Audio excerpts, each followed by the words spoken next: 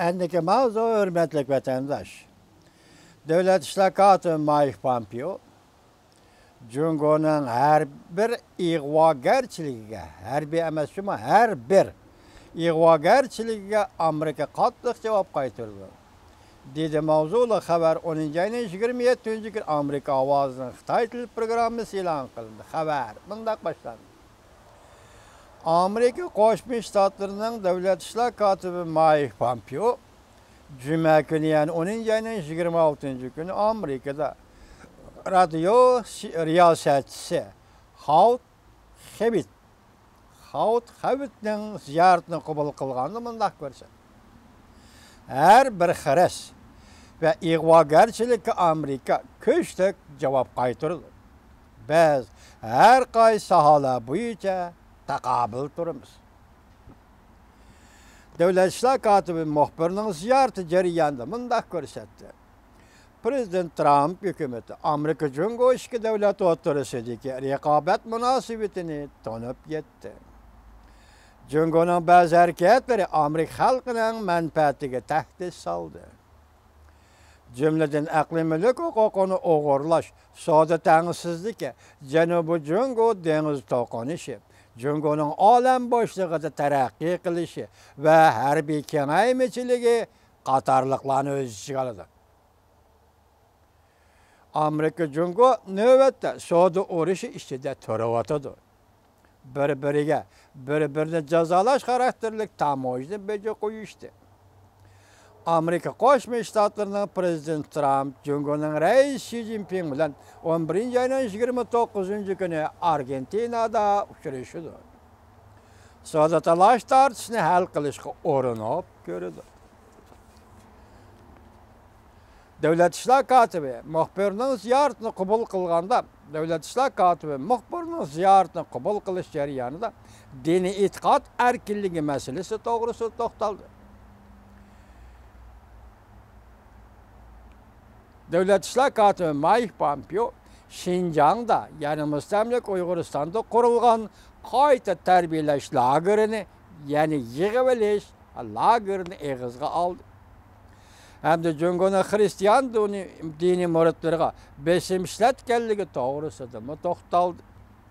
Prezident Trump allaqachon Amerika hukumatining bu masalalarni bartaraf qilishini talab qildi. Diqqat vatandosh. Prezident Trump allaqachon buni Davlat ishlar kotibi Mike Pompeo da'vatidimi? Amerika Qo'shma Shtatlarining prezidenti. Prezident Trump allaqachon Amerika hukumatining bu masalalarni bartaraf qilishini talab qildi. Kishilik huquqni hurmat qilmaydigan davlatlarni tanqid qilib qolmasdan, balki Amerikaning dunyoviy ta'sir kuchidan foydalanib, kishilik huquq qilingan bu xiristlarga taqobil turishimiz kerak deb ko'rsatdi.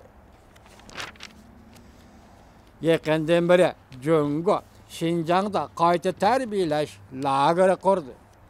Bu ish xalqaro jamiyatning diqqatini tortdi. Amerika Qo'shma Shtatlari Davlat Majlisi Ma'muriy doiralar Jungo komiteti Magnitskiy qonunni ishlatib, kishilarni xo'rlaganlarni va kishilik huquqiga xiloflik qilganlarni embargo qilish to'g'risida taklif berdi. Ammo Jungo taraf bu markazda kasbiy tarbiyalash markazi, yig'ib olish lageri emas deb tenib oldi. Davlat ishlar kotibi Mike Pompeo taraqqiy qilayotgan davlatlar bo'libmi Latin Amerikasi davlatlarining Jungo'ning iqtisodiy hujumidan hoshyor bo'lishini ta'kidladi. Davlat ishlar kotibi Mike Pompeo bunday ko'rsatdi.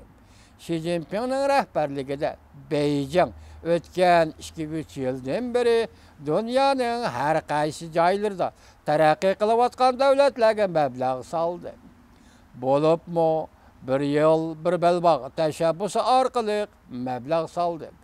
O'xshashli Xi Jinping 2015-yili Latin Amerikasi davlatlariga bevosita 200 milliard 500 million dollar mablag' solishga hamda 500 milliard dollarlik savdo mablag'i solishga va'da berdi.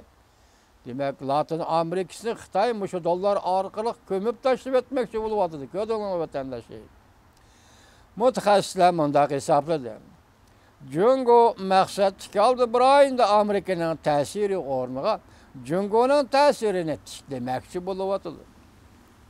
Bunun yozilgan inkas mundaqkan insoniyat taqdiri o'rtaq gavdisi qurmoqchi bo'lyapti Jungo.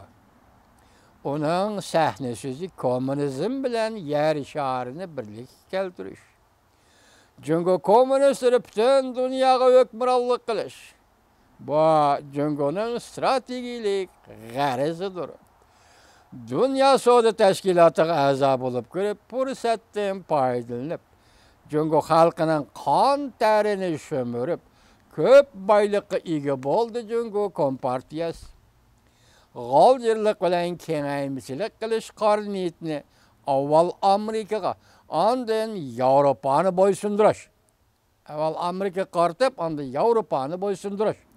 Ondan keyin Osiyo va Okeaniyani bo'ysundirish.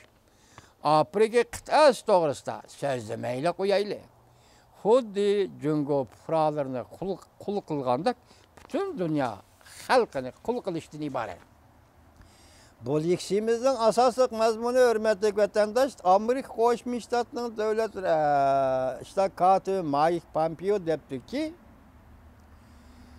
biz Jungo qanday xaris qilgan bo'lsa har qaysi sohalar bo'yicha Jungoga taqobil turimiz, zarb beramiz deb.